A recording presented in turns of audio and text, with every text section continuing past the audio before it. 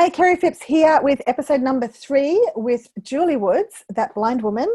We are talking about her keys to adapting to extraordinary change from her first book, How to Make a Silver Lining. So welcome back, Julie. Thank you, Kerry. It's always so exciting to I came back. some of your to unpack some of your ideas, and inspiration and support is extraordinary. So I'm so happy to share this with people. So Julie, key number 3 you said is write your own rules. So tell us about this. I think this sounds like it's going to be helpful for everyone. Well, it was very easy in my early days of going blind to be limited by what other people thought I could and couldn't do. So now that I was blind, people thought that I couldn't cook. They thought that I couldn't use a computer. They thought that I couldn't travel. And there were so many things. And I just found it really frustrating. In fact, my nephew one day, who was around 10 at the time, was playing basketball with my son down at my sister's, and I was in charge of looking after them. And I went outside and I said, "What are you doing?" And they said, "We're shooting some hoops," as 10-year-old boys do.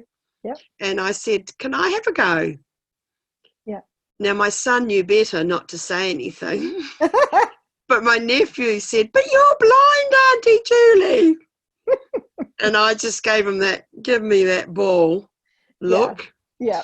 And he brought the ball over. And at the time, I had a little bit of vision, which meant that I could see the backboard against the sky. So I had an idea of where to shoot and point, but I couldn't make out the hoop or anything. So with determination, I threw the ball up high, and it went bang right down through the middle of the hoop. And he turned around and he said, "Oh, wow, can you do it again?" And I just said, "Nope, I'm going away now." Because I didn't think that I would be able to manage that twice. But I came in and I thought, what makes a 12 or 10-year-old boy think that he knows what I can and can't do? Surely it's up to me to decide what I can and can't do. Yeah. And then I just realised that I had to not be limited by the limited imagination of others and what others thought blind people could do. And it was really important. It's been really important because it's up to me to show people what blind people can and can't do, or what I can and can't do, and not for them to tell me.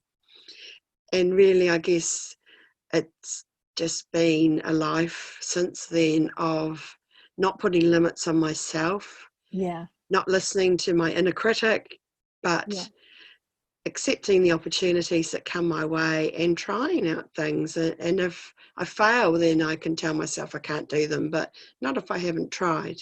Yeah. So what are some of the other things that you've tried? Well, gosh, I've tried reading with my fingers. I've tried going down the Hydra slide. I've tried cycling the Otago Rail Trail. I've tried a half marathon. In fact, I've tried 10 of those. Wow. I've tried traveling overseas. In fact, I've tried 50 countries overseas. a goal that I set myself and achieved in 2016 when I turned 50, to travel to 50 countries by the time I was 50. And then, Kerry, when I started traveling, people would say to me, "How can you sightsee when you can't see?" Yeah. So it just all happened again. So it's like, okay, I slip into this education role of showing people how I can travel when I can't see. I smell, I hear, I taste, I touch, and every day I'm away, I write a sensory diary of one thing I smell, hear, taste, and touch. So once again, it's all about doing things differently. So while I can't see, I can experience the world in different ways. And it's just focusing on the can. Exactly. And, I just had a picture of, people in touristy places. There's all the iPhones out, cameras, like everyone's snapping away.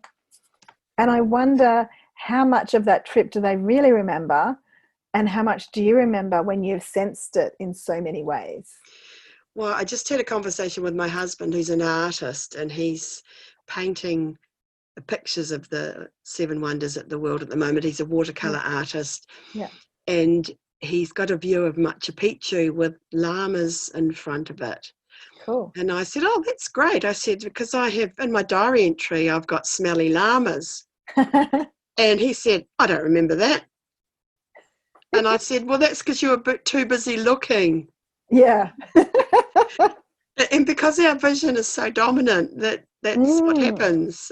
People do see things, and they don't always smell, hear, taste, or touch things. And he's particularly like that because he's an artist and he's a photographer. So I would, I hope that I've taught him to see things in different ways as well. Yes, yes. So what are some of the most beautiful smells that you have taken in that other people might have missed in their travels? When we're in the Highlands of Scotland, we went to a whiskey distillery. Oh, yeah. And the guide asked us who wants to put their head into the vat of fermenting barley. And I said, I will.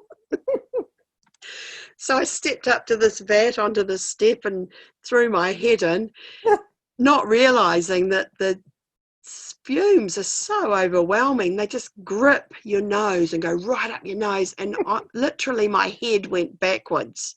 Wow. And stepped back, and she said to me, Catherine was her name, she's a wonderful older Scottish lady. She said, that's how you do it, Julie.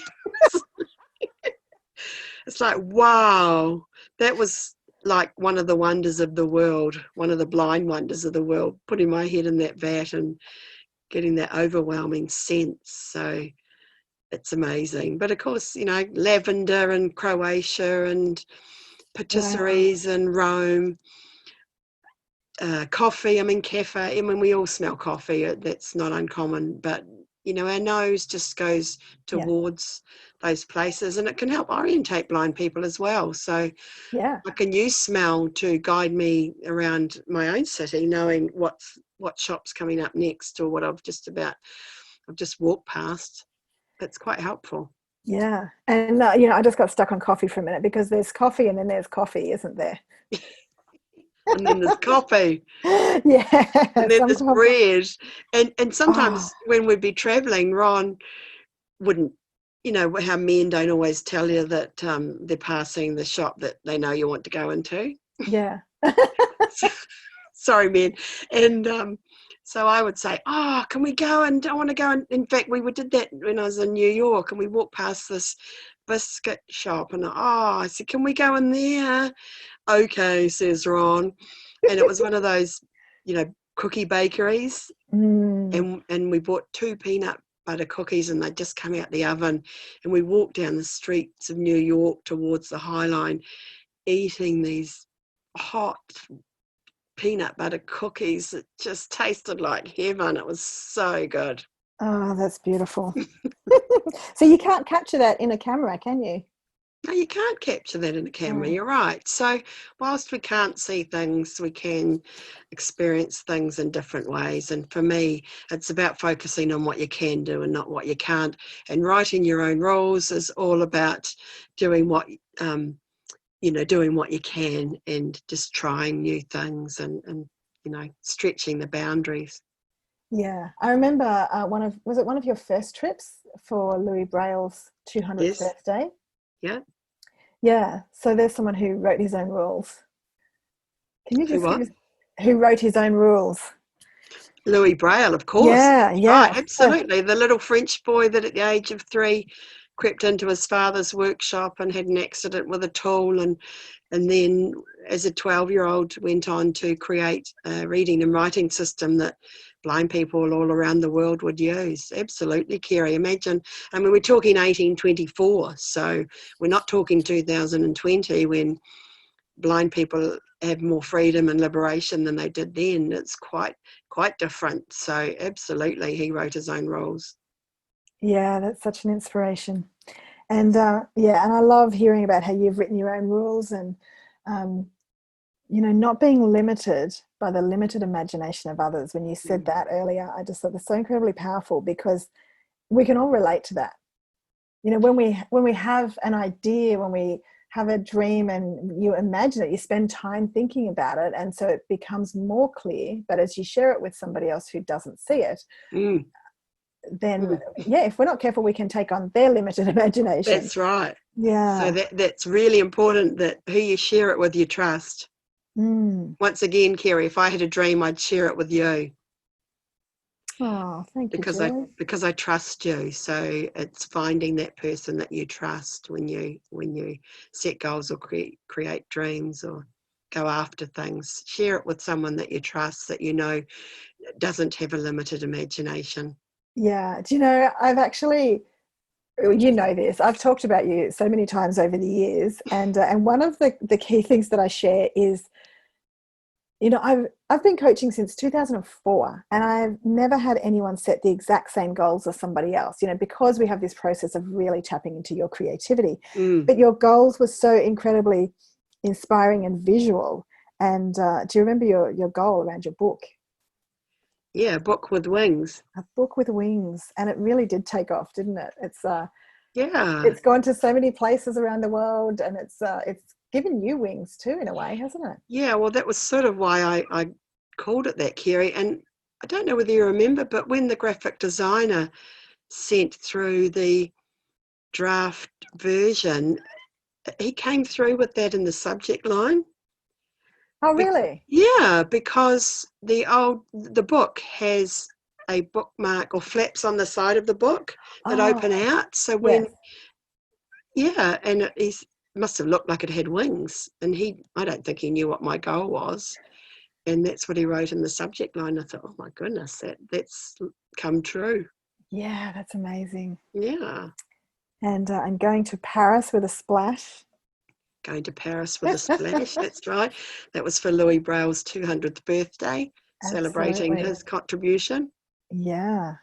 And well, our next episode is going to be about setting goals. So maybe you can reserve the third one for that Okay, episode. I will. So thank you for sharing this. Write your own rules. Is there anything that you'd like to say to wrap up on that thought? Just surround yourself with people who are unlimited thinkers and share your goals and your dreams and your heart's desire with them. Yeah, beautiful. Thanks, Julie. Thanks, Kerry.